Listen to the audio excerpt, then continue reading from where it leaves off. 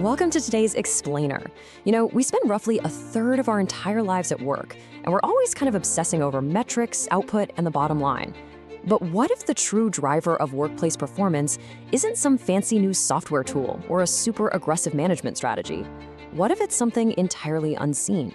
Today, we're going to dive right into what we call the silent architect of workplace vitality. Silent killer within us. Just let those words sink in for a second. I know, it sounds like the tagline for some blockbuster suspense movie, right? But this isn't fiction. It's actually referring to a very real, hidden threat that exists in our day-to-day lives, especially in our professional environments. We just go about our days entirely unaware that this silent killer might be operating right under our noses, literally draining our energy and focus before we even realize what's happening. Okay, let's dive into this. What exactly is this unseen danger lurking in our organizations? We might immediately think of, a virus or a specific medical condition. But in the context of our workplaces, it's a lot broader and honestly way more pervasive. It's the insidious deterioration of our overall well-being. It's what happens when we just ignore those foundational elements that keep us functioning at our absolute best. We let unseen, chronic stress just quietly erode our cognitive capabilities, our patience, and our problem-solving skills. So, to truly conquer this unseen threat, we have to completely redefine what true health actually means. For decades, the corporate standard has been, incredibly low. Think about it. If you don't have a fever, you're not coughing, and you're not stuck in bed, boom, you must be perfectly healthy, right?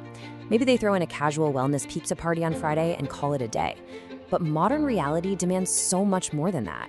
We really need to challenge this deeply ingrained, outdated perspective to see what it actually takes to thrive in today's super demanding world. Historically, we've totally relied on a negative definition. We thought of health as just the mere absence of diseases. We were defining health entirely by what it isn't. Basically, if you're not sick, you're fine.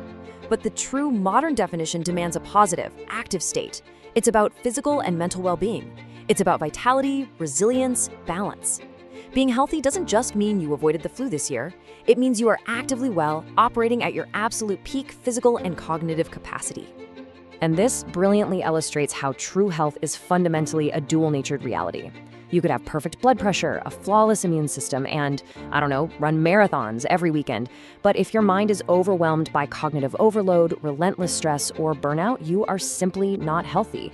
This comprehensive dual approach is absolutely the cornerstone of understanding how we thrive or fail to thrive in these high-pressure environments. Now, what's really interesting about this is what happens when this dual-natured health falters on a personal level. It triggers this massive macro-level ripple effect. It doesn't just isolate itself to one person having a bad day. In recent years, there's been a growing, massive concern about illness in the corporate sphere, and specifically how this hidden deterioration ties directly to the hard cost of productivity. Seriously, ask yourself, what is the true cost of this silent killer on organizational productivity? We're not just talking about the obvious stuff, like the easily tracked cost of sick days. We're talking about presenteeism. People physically showing up to their desks but being completely unable to focus because of sheer mental fatigue or anxiety. It's the cost of high turnover when your burnt-out top performers just leave. It's the loss of deep institutional knowledge, and that massive drag on overall team morale. When you actually start to tally it up, the financial bleed from poor holistic health is just staggering. The data points to a really clear escalating reality here. Declining health is a massive organizational concern, and it is catching the attention of executives everywhere. This isn't just some niche issue for HR to manage quietly on the side anymore. No way. When the collective physical and mental well-being of a workforce drops, the gears of the entire organizational engine pretty much grind to a halt. The physical side and the operational side, they're inextricably linked. But right here is where we pivot from the problem to an incredibly empowering solution. Once an organization actually recognizes this dynamic, it completely changes how they view their people. Employees stop being seen as just operational costs or liabilities or, lines on a spreadsheet. Instead, they start being recognized for what they truly are. They become the ultimate organizational asset. Listen to this direct takeaway from our source material, because it is profound in its simplicity. The state of health of employees is the assets in the organization. Let me just repeat that. The state of health of the employees is the asset. It's not just their raw skills or their time or their professional network. It is their actual, literal well-being that constitutes the single most valuable resource a company possesses. And it's an asset that actually appreciates when you invest in maintaining it.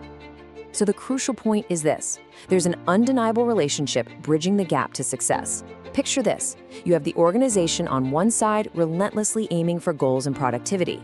Then you have the employee on the other side tasked with executing the work. And bridging them, the vital connector, is the health asset. Without that connecting bridge of physical and mental well-being, the employee just cannot deliver the productivity the organization needs. Employee health acts as the absolute foundational bedrock for everything else. Now, understanding all this on a macro level is fantastic, but how do we actually apply it to ourselves? Well, if your health is your greatest asset, you need to know exactly how to audit it. And given how often the physical side is super obvious while the mental side stays completely hidden, our focus has to shift entirely toward evaluating your own mental health. You really need to find your personal baseline. Ask yourself, how many hours of deep focus can you actually sustain? What are your physical markers of hidden stress? Let's move to and see how this builds into a practical daily framework. Step 1, recognize that health is an asset. We've totally just established that. Step 2, learn to actively evaluate the status of your mental health. This means getting really specific. It means tracking your daily cognitive load, identifying your unique stress triggers, and measuring your emotional resilience without any judgment. It's all about intentionally gathering vital data on your own internal state so you can actually manage and protect your greatest asset. So, you've seen the hidden costs and you understand the framework. You are your organization's greatest asset. But do you actually know the true status of your mental health today? I want to leave you with that provocative thought. Take the time to evaluate your personal baseline, defeat that silent killer, and unlock your true potential. Thanks so much for joining me on this explainer, and keep learning.